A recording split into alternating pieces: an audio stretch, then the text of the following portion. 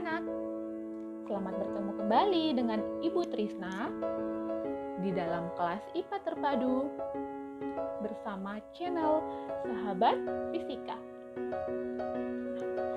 Baik anak-anak, hari ini kita akan belajar tentang sistem reproduksi pada manusia. Mengapa kita perlu belajar tentang sistem reproduksi? Ada banyak tujuannya. Beberapa di antaranya adalah kita dapat mengetahui atau kita dapat mengenal organ reproduksi yang ada pada manusia, khususnya pada laki-laki dan pada perempuan. Yang kedua, kita akan mengenal organ-organ reproduksi beserta dengan fungsinya di dalam keberlangsungan hidup manusia. Dan yang ketiga, kita dapat mengenal struktur anatomi pada sistem reproduksi. Oke, baik anak-anak, Ibu mengajak kita semua tetap fokus dan semangat belajar. Baik, yang pertama kita akan belajar tentang alat reproduksi pada laki-laki. Alat reproduksi laki-laki terbagi dua, yaitu alat reproduksi eksternal yang terdiri dari skrotum dan penis, serta alat reproduksi internal yang terdiri dari testis, epididymis, vas deferens, kelenjar aksesoris, dan uretra. Sekarang kita akan membahas satu persatu. Yang pertama, alat reproduksi eksternal yang terdiri dari penis dan skrotum. Penis berfungsi menghantar sel spermatozoa ke dalam tubuh wanita atau sering juga disebut dengan alat kopulasi. Dan skrotum merupakan kantung atau lipatan dinding tubuh yang berfungsi membungkus testis dan mempertahankan suhu testis. Yang kedua adalah alat reproduksi internal. Alat reproduksi internal terdiri dari sepasang testis yang berfungsi untuk memproduksi spermatozoa dan hormon testosteron. Yang kedua, epididymis. Epididymis berfungsi sebagai tempat penyimpanan dan pematangan spermatozoa yang dihasilkan oleh testis. Yang ketiga adalah vas deferens. Vas deferens merupakan saluran sperma yang menyalurkan sperma dari epididymis menuju vesikula seminalis atau kelenjar aksesoris. Keempat adalah kelenjar aksesoris. Kelenjar aksesoris terbagi menjadi 3. Fungsinya ialah menghasilkan cairan semen. Kelenjar aksesoris yang pertama adalah vesikula seminalis yang berfungsi menghasilkan cairan sperma yang berwujud kental, berwarna kekuningan, dan kaya akan enzim penggumpal. Yang kedua adalah kelenjar prostat. Kelenjar prostat menghasilkan cairan semen yang lebih encer, juga menghasilkan enzim anti gumpal, dan berfungsi sebagai pemberi nutrisi pada sperma. Yang ketiga adalah kelenjar Cooper.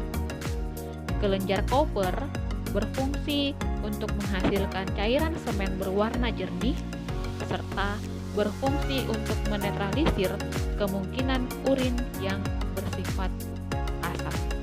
Yang kelima adalah uretra. Uretra merupakan saluran terakhir tempat berlangsungnya proses reproduksi dan proses ekresi pada sistem reproduksi laki-laki.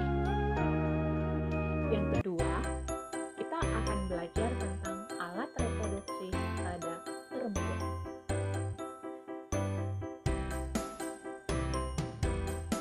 Alat reproduksi pada perempuan terdiri dari sepasang ovarium, sepasang tuba fallopi, rahim atau uterus, mulut rahim, dan vagina. Selanjutnya, kita akan sama-sama belajar fungsi dari alat reproduksi perempuan. Yang pertama adalah ovarium. Ovarium berfungsi untuk menghasilkan ovum atau disebut juga dengan gamet betina. Proses ovarium dalam menghasilkan ovum disebut dengan ovulasi. Di dalam ovarium terdapat kantung berupa folikel yang menampung banyak ovum yang belum matang. Jumlahnya kurang lebih 400.000 ovum dan akan berkurang seiring bertambahnya umur perempuan. Yang kedua adalah tuba Fallopi. Tuba Fallopi sering juga disebut dengan ovidum. Setelah ovulasi terjadi, ovum akan meninggalkan ovarium menuju tuba Fallopi untuk menunggu bertemu dengan sperma. Pada tuba Fallopi inilah ovum dan sperma akan melebur. Proses meleburnya ovum dan sperma disebut juga dengan fertilisasi. Setelah proses fertilisasi, maka akan menghasilkan zigot. Zigot ini akan berkembang menjadi janin. Yang ketiga adalah rahim atau uterus. Rahim atau uterus adalah organ tebal berotot dan dapat melebar. Fungsi dari rahim atau uterus ini adalah sebagai tempat berkembangnya janin. Yang keempat adalah mulut rahim atau sering juga disebut dengan serviks. Mulut rahim merupakan penghubung antara rahim dan vagina. Juga berfungsi sebagai jalan keluar bayi dari rahim menuju vagina. Yang kelima adalah vagina. Vagina merupakan organ berotot dan elastis. Vagina berfungsi sebagai tempat awal masuknya spermatozoa dan tempat keluarnya bayi pada proses kelahiran alami. Oke anak-anak, sampai di sini dulu pertemuan kita hari ini.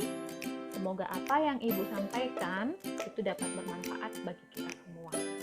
Tetap jaga kesehatan dan sampai berjumpa kembali di kelas Kita Terpadu berikutnya.